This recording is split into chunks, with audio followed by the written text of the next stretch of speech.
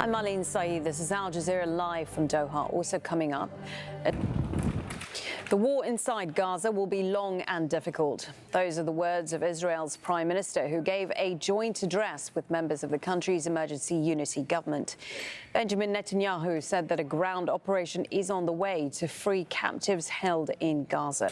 We're joined on the phone now by Safwat Al-Khalut. He is in central Gaza. Safwat, good to speak to you. Some positive news, at least, with the return of telephone and internet communication. Talk us through what the last 24 hours have been like. Well, as we were discussing, Israeli Prime Minister Benjamin Netanyahu has addressed the nation on Saturday, and he said the war against Hamas has entered a new stage. Alan Fisher has more from occupied East Jerusalem.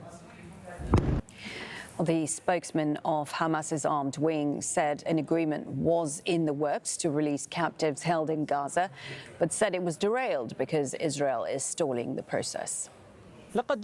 Still ahead on Al Jazeera, we'll have much more special coverage of the war on Gaza, including... You're watching Al Jazeera. Reminder for our top stories this hour. Now, since the war began on October the 7th, Israel's bombing campaign across the Gaza Strip has killed 7,703 Palestinians. That's according to the Health Ministry. It says 112 Palestinians have been killed in the occupied West Bank in the last 3 weeks.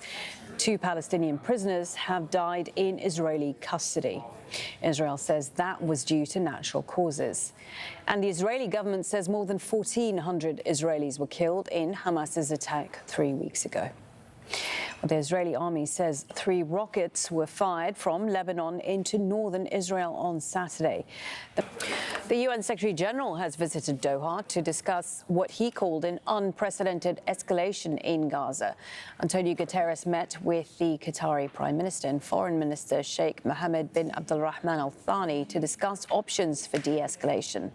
Farhan Haq is the deputy spokesman for the UN Secretary-General. He says Antonio Guterres is working to help mediation efforts to release captives in Gaza.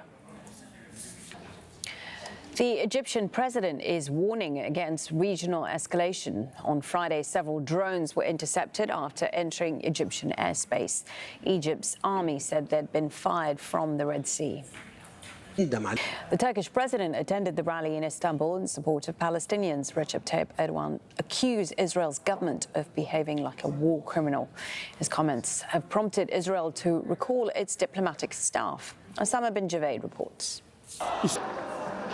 Okay, you're up to date. That's it from me, Maleen, Saeed. I will be back at the top of the hour with more of our ongoing coverage of the war on Gaza. Lots more on our website, aljazeera.com. Stay tuned. Democracy May Be coming up next.